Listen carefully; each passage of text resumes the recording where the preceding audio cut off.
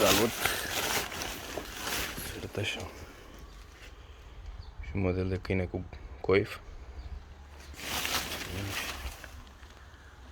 Să dezvenim un pic.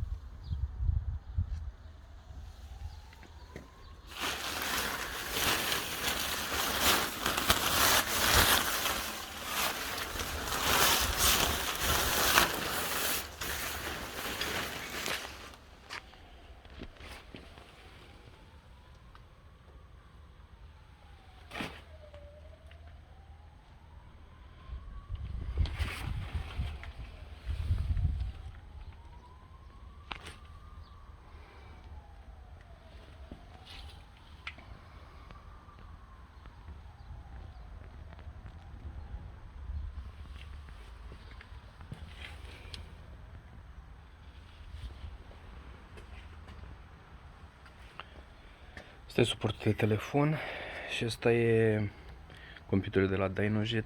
Nu o să ți-l pornesc acum, dar te punem doar contactul un pic. Și cât se vede, deci kilometrajul.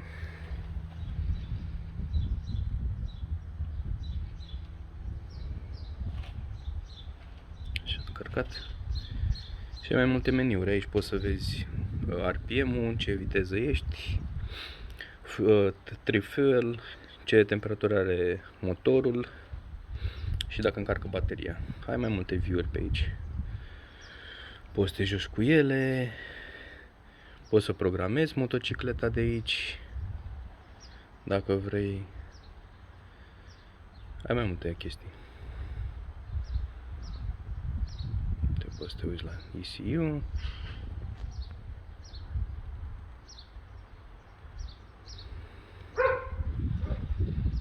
Așa, și revenim la Gorgeous. Și aici ai mai multe grafice.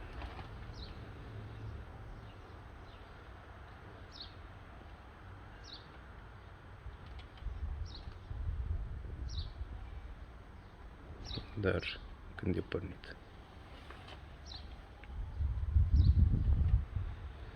Baterie.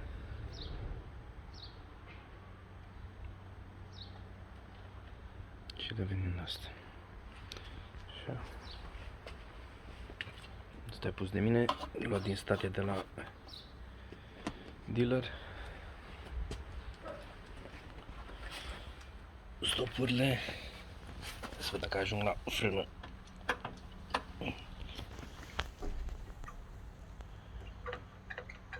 Așa. Tobele.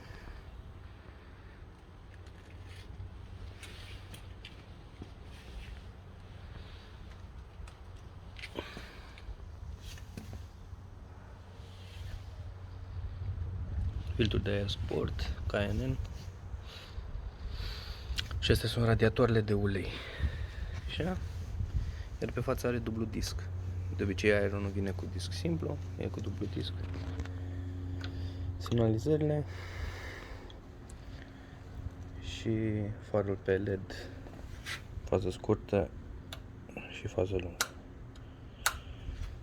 Cam asta e. Și alarmă cu imobilizator.